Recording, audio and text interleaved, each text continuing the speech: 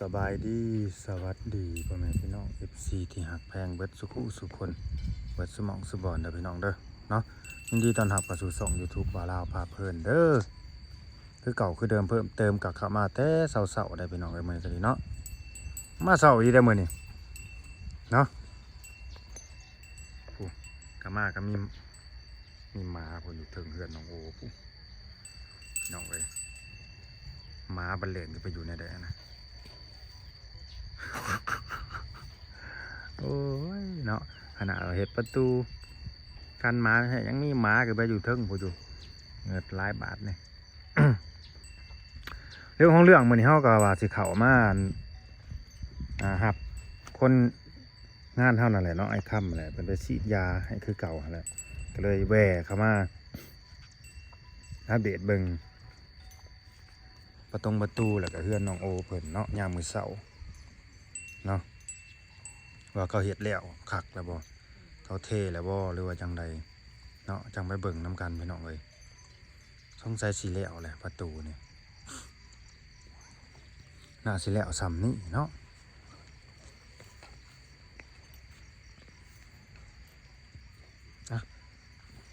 ไปเบิ่งไปชมกันพี่น้องเอ้ยน่าสิแล้วซ้ำนี่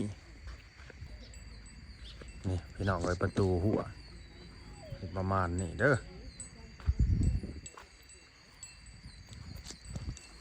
อันนี้นี่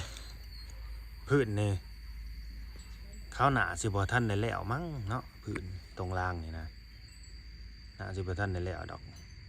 ก็ยังสิหนาสิมาปาดปูนเทปูนอยู่เนาะหนาสิมาปาดปูนให้มันเรียบสาบปูนนะกันสิไปเฮ็ดคือลืดขี้ลีดเนี่ยคือสิบ่ได้ดอกไม่ผ่านแน่นอนเลยหรือบางทีมันอาจจะเดึกอะไรเขาเลิกก่อนเนาะอันนี้ในมุมมองของเขาเด้อก็อาจจะเลิก ลูกสาวมาเล่นน้ำหมู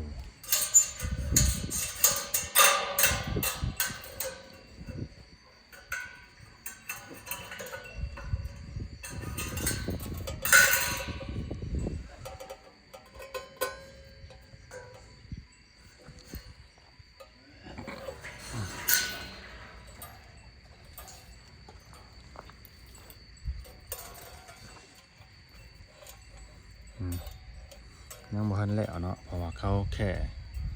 เฮ็ดจับแบบไว้ซื่อๆอันนี้พี่น้องเนาะมันยังดูนี่ตรงนี้ยังบ่ทันได้แล้วเด้อ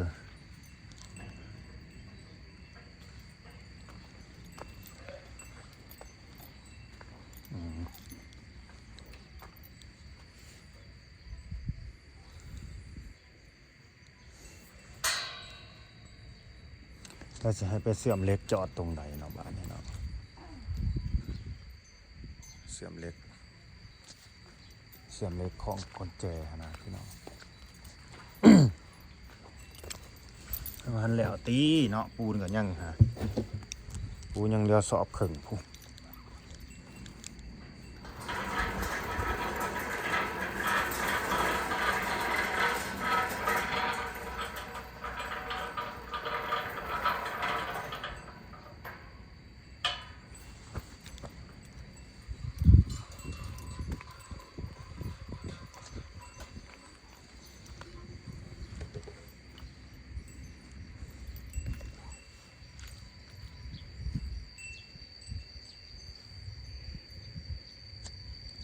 มันก็โอเคอยู่มันก็ซ้ำนี่แหละเนาะ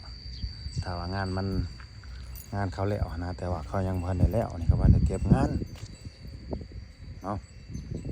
ก็คือเขาเอาเนี่ยมันเดึกแล้วเขาอาจจะแบบเอาประตูมาตั้งไว้ก่อนแล้วก็มัดลวดไว้เพื่อว่ามือต่อมาคือมือนี้แหละนะสิเขามาเก็บงาน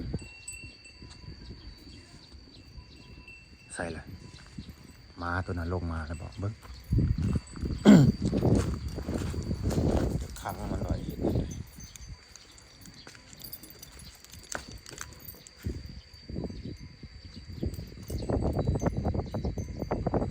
เอามันไปใส่เลยนี่หนักจริงมันลงนี่ก็ได้เนาะนี่หรือมันขึ้นนี่มาตรงได้นี่มันอาจสิลมนี่แหละมันขึ้นนี่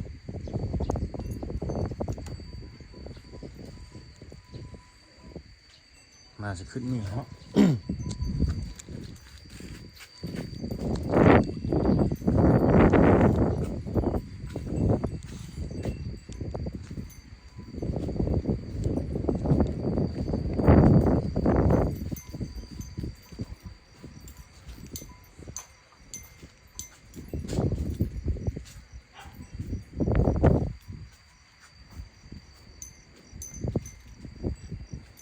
ลวดนี่เขามัดแล้วเด้อลวดนี่เขามัดแล้วเขามัดแล้วเขามัดเสาแล้วสี่เขามัดแล้วแม่รักน้องโอสั่งให้มัดลวดเนี่ยหัวกลางท้ายมัด3 สั้นเด้3มอนาฟาด4ก็มัดแล้วมัดทุกเสายังอันนี้คือมัดเส้นเดียวแล้วก็บ่ทันได้หิ้งเขาอีกแสดงว่ายังบ่แล้วบ่ตัวนี้หรือว่าจังได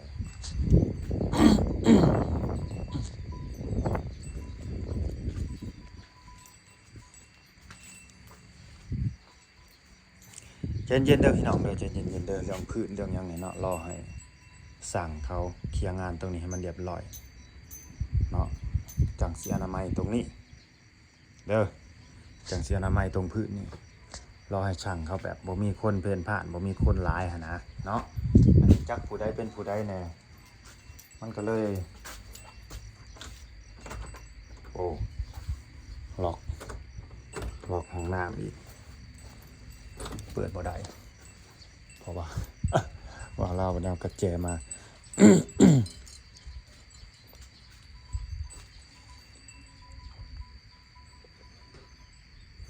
เอาตะปูมาแส่น้ำเห็ดในนี้นี่อันนี้น่าจะเป็นเด็กน้อยบ่หรือว่าจังได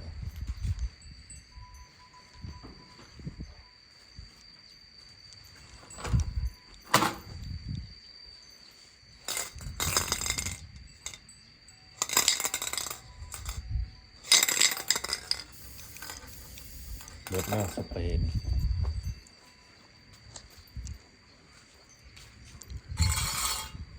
นี่แต่ซื้อสีเข้ามาทาเนาะ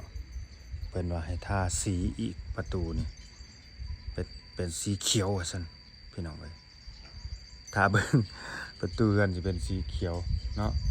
ทาเบิ่งนำกันประตูเรือนก็สิเป็นสีเขียวตู้เรือนตู้บ้านน้องโอจะเป็นสีเขียวเขียวงูเขียวบอกหรือเขียวหางไหมหรือเขียวจังใด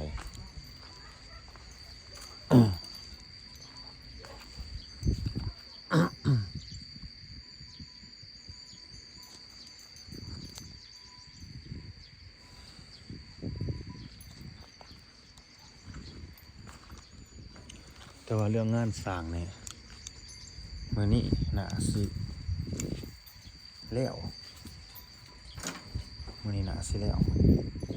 น่าสิเก็บงานกันน่าซื้อสีเข้ามาแล้วก็น่าสิได้เก็บงานเฮ้ยบ่ได้เก็บเลยเนาะเพราะว่า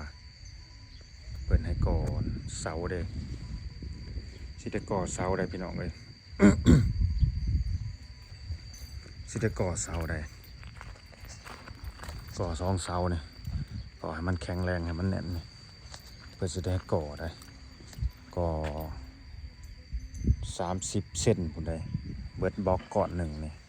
ความกว้างนี่เบิดบล็อกก้อนหนึ่งก่อ4 ด้านเลยแต่ตัวนี้สิได้แค่สร้างว่าสิได้แค่3 ด้านข้างนี้แต่ข้างนี้สิได้เบิด4 ด้านมันจะเป็นเสาบักใหญ่อย่างไรบ้างนี่เสา3 หนา30 เซนเนาะปุ๊บมันก็สิแม่นบ้างนี่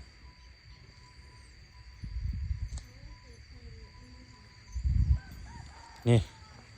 ถ้าก่อเสาแล้วต้องได้เอาตัวนี้ออกก่อนเนาะหรือว่าเขาสิก่อขึ้นเลยอาสิก่อขึ้นมาติดช่องตัวนี้เลยบ่ ปึ๊บนี่เด้ก่อขึ้นมานี่จึ๊บอันนี้ก็ก่อจึ๊บเพราะว่าอันนี้น็อตตัวนี้คือเขาจับตัวนี้ซื่อๆจับเหล็กตัวนี้ไว้ล็อกเวลาเปิดประตูมามันบ่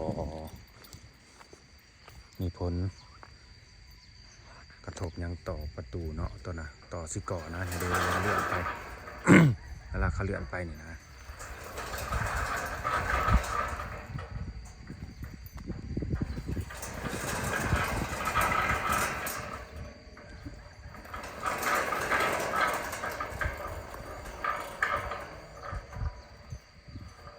จึ๊บจึ๊บ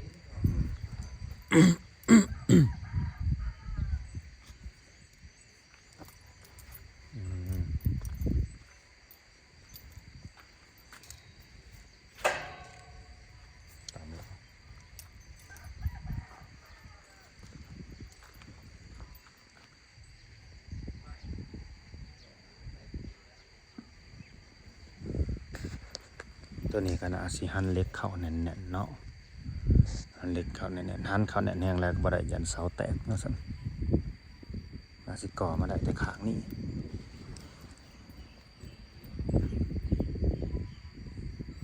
เนาะ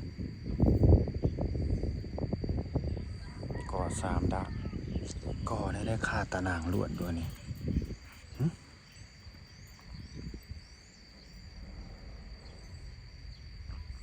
ตัวนี้สิเอาบล็อกครึ่งก้อนบอกตาเบิกน้ำกันเด้อสิออกมาแบบใดแต่ว่าทางนี้นะพอเวลาเขาก่อนะขึ้นมามันก็สิถ้าก่อเสาได้เนาะหูนี่มันก็สิแคบลงพอเขาก่อเสาออกมามันก็สิผีประจักษ์พี่ก่อเสาออกมาเลยนี่หูนี่มันสิแคบล็อกนี่นะมันก็จะแคบลง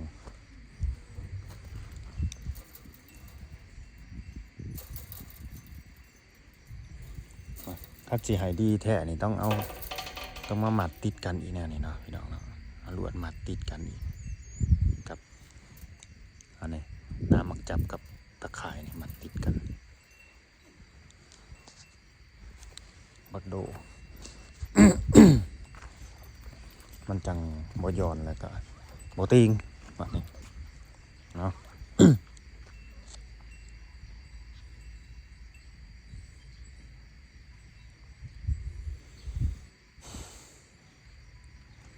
แต่ว่าการเทข้านนี่ขั้นสิเททิมเทป้าแบบนี้เลยนะมันก็บ่คักอะไรพี่น้องเลยเนาะถือว่าบ่ผ่านอะไรแบบนี้เนาะถือว่าบ่ผ่านได้เห็นแบบนี้เศษไม้ก็บ่ดึงออกให้ แต่อันนี้เฮาก็เว้าซื่อๆเด้อเพราะว่างานบ่ทันได้แล้วเด้ก็บ่ทันได้เก็บงานถ้าเบิ่งไปเขาเก็บงานบางที่ปูนมันเหลี่ยมหยังนี่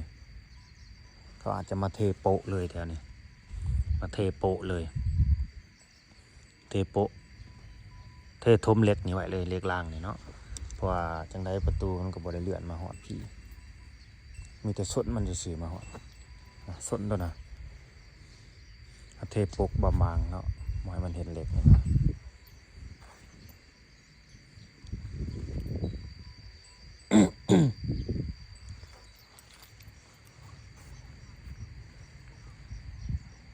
พี่น้องเกิดปัญหาแล้วสมมุติเด้อพังยังอ่ะนะบ่ได้เอาเงินมาซ้ำเงินบ่ได้ติดโตจะกีบเดียวนี่นะป้าปัญญาเอาผักมาจ่าวขายให้บ่าวลาวว่าซั่นจ่าวขายผักบุ้ง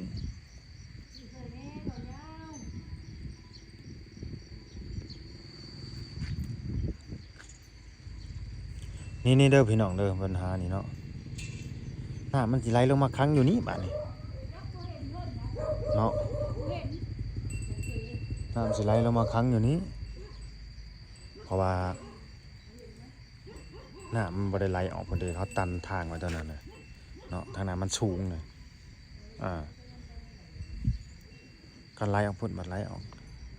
นอกเฮือนดินหมูเนาะกันโค้งมานี่ปล่อยหน้ามันก็สิอังอยู่แถวนี้เนาะหรือแต่ใส่หลายๆมันก็สิไหลออกไปแถวนั้นนะ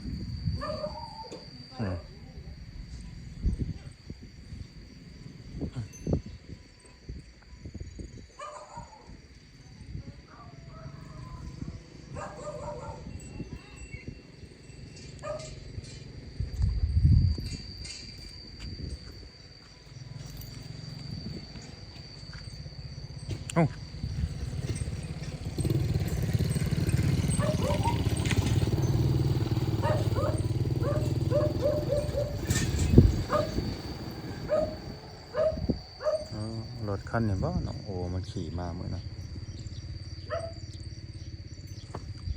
หินเนี่ยไปอามาเนี่ยสิโบเรือสัมพี่น้องเลยเกือบสิบ่พอเนาะแต่ว่าน้องโอบ่อยู่ได้น้องโอบ่อยู่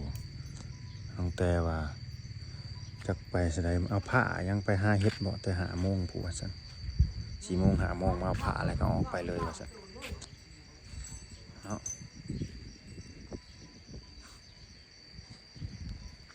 ก็ขอบุญขอบคุณทุกคอมเมนต์เด้อทุกคอมเมนต์ทุกกำลังใจ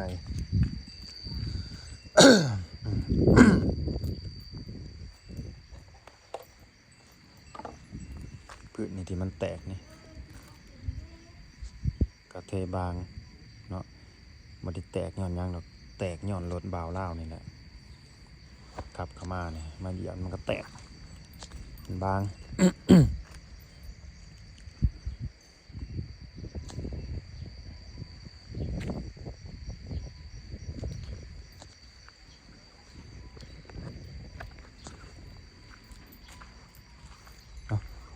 เอากระสีเมื่อได้พี่น้องไปบ้านมันสิสวยเนาะ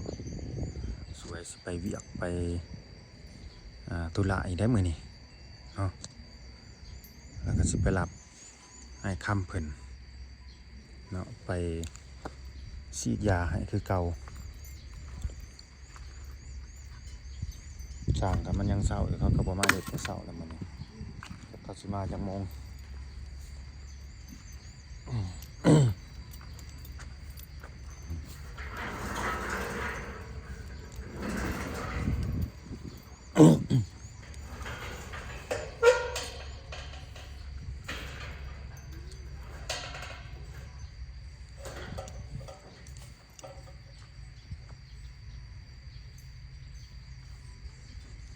มาเลาะขายผักบกป่าปัญญา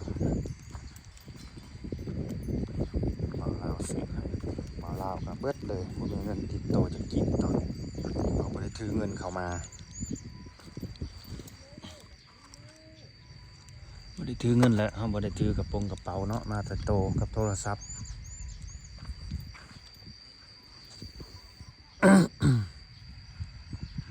งัวมันเคยเข่าเนาะมันมาหลอกเพื่อนรถแต่เศร้ามาเห็นป่ะมาหลอกขี่หลอกเพื่อนไว้รถ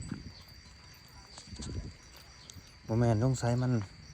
แบบมันได้กินเศษพุงเศษผ้าแหละพี่น้องมันก็เลยมาแต่เศร้าเนี่ยเนาะ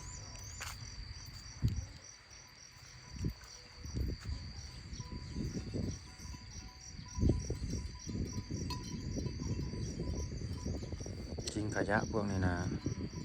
เพิ่นให้มาจูดเนาะ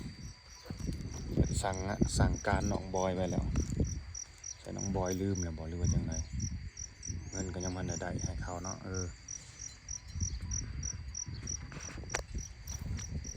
มันเป็นข้างหลังเด้อพี่น้องเด้ออะไรเฮือนสั่งเซอะไรเฮือนสั่งเฮือนน้องโอไกลกันดอกเนาะผู้ใหญ่บ้านติดจักไปทางไหนน้องเอามาตัวนี้ละว่าอยู่ขายในเทิงเฮือนนี่มาแล่นอยู่นี่เงี้ยวนี่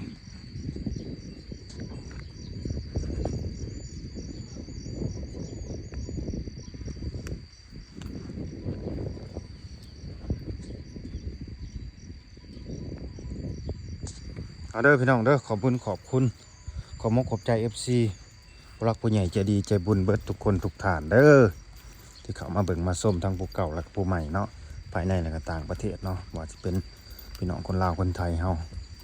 โดยเฉพาะกับผู้รักผู้ใหญ่ใจดีใจบุญเนาะที่ช่วยเหลือแล้วก็ซัพพอร์ตให้น้องโอเพิ่นได้มีบ่อนผักบ่อนเศร้ามีเฮือนมีซ่านมีดินมีดอนมีของเจ้าของเนาะสิ่งสำคัญก็คือแม่ฮักเพิ่นนั่นแหละเนาะผู้ใหญ่ใจดีเบิดทุกคนนั่นแหละที่มีส่วนที่มีส่วนประกอบส่วนเนาะสมทบเงินเข้ามาหั่นแหละเนาะให้อยู่ดีมีแห้งให้ส่งให้มาให้รับให้ไว้เด้อเนาะบ่ให้ช่วยจักเถื่อพี่น้องเอ้ยเนาะไว้พอกัน EP ต่อไปเนาะสิกลับเข้ามาอีกทีหนึ่งก็ช่วงบ่ายๆพุ่นแหละสำบายดี